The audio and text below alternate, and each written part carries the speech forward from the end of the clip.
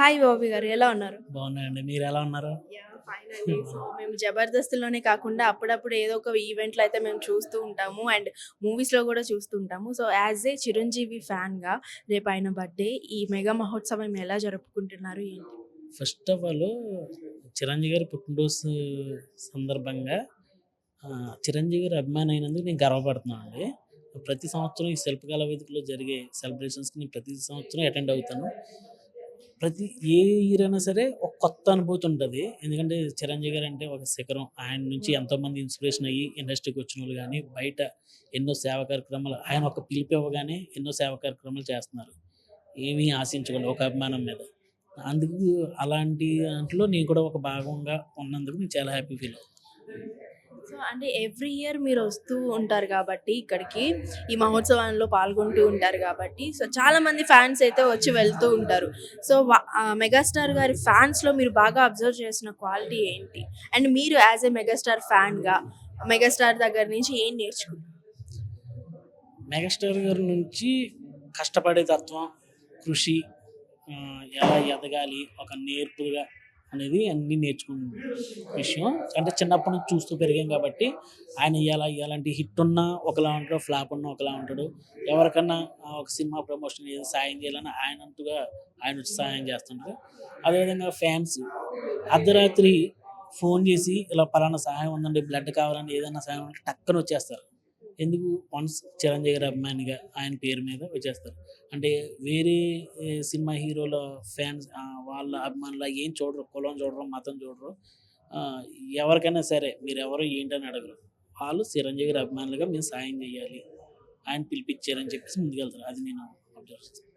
So, అంటే చిరంజీవి గారికి ఎంతమంది ఫ్యాన్స్ ఉన్నారో, అంతే మంది హేట్ చేసే వాళ్ళు కూడా ఉన్నారు. అంటే యాంటీ ఫ్యాన్స్ గూడా ఉన్నారు. సో, సోషల్ మీడియాలో ఏదైనా ఒక చిన్న ఇష్యూ వచ్చిందంటే ఫస్ట్ ట్రోలింగ్ చేసేది చిరంజీవి గారిని చేస్తూ ఉంటారు. రీసెంట్‌గా గూడా మనకి ఇన్‌స్టాగ్రామ్‌లో ఒకటి బాగా ట్రెండ్ అవుతూ ఉందనమాట. అంటే పాతవన్నీ మళ్ళీ తీసుకొనొచ్చి ఏవేవో ట్రోలింగ్స్ చేస్తూ ఉంటారు. సో, ఇలాంటివి చూసినప్పుడు ఫ్యాన్స్ ఎలా రియాక్ట్ అవుతారు? అండ్ మీ రియాక్షన్ ఏంటి? ఫస్ట్ ఆఫ్ ఆల్ చిరంజీవి గారిని ట్రోలీ చేసేవాళ్ళు గానీ, హేట్ చేసేవాళ్ళు గానీ, చిరంజీవి గారి కాలుగోటి కూడా సరిపోరండి. ఆయన ఎవరెస్ట్ శిఖరం.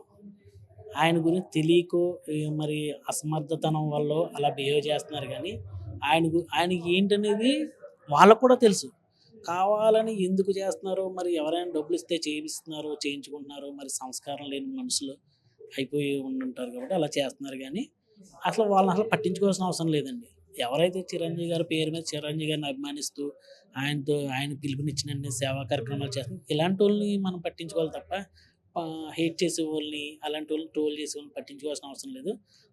ఆళ్ళు ఎంత ట్రోల్ చేసినా చిరంజీవి గారు ఏమాత్రం తగ్గరు. ఆయన అంచెలంచెలు ఎదుగుతూనే ఉంటారు. ఈరోజు 71 సంవత్సరం అండి. ఆయన ఇప్పటికి యంగ్ బాయ్‌లా ఇంకా చిరంజీవి గారు 'బాబీ' గారి సినిమా వస్తుంది. ఇంకా జిమ్ చేస్తూ ఎంత కష్టపడుతున్నా ఆయనకి ఏం అవసరం అండి. కష్టపడుతూ ఎంటర్‌టైన్ చేస్తా ఉన్నారు. అలాంటి వ్యక్తిని మనం ఆ విధంగా చూడాలి తప్ప వేరే హేట్ చేసేవాళ్ళని పట్టించుకోవాల్సిన అవసరం లేదు. చిరంజీవి గారి మూవీలో నచ్చిన మూవీ ఏంటి? సాంగ్ ఏంటి? అలాంటిదేం లేదండి. అన్ని సాంగ్స్ చూస్తూ, అన్ని సినిమాలు చూస్తూ పెరిగాం. ఒక సినిమాని బట్టి ఒక సినిమా ఉంటది. ఆ విధంగా ముందుకెళ్ళాం. ఓకే. సో, బర్త్‌డే విషెస్ మీరే ఆ!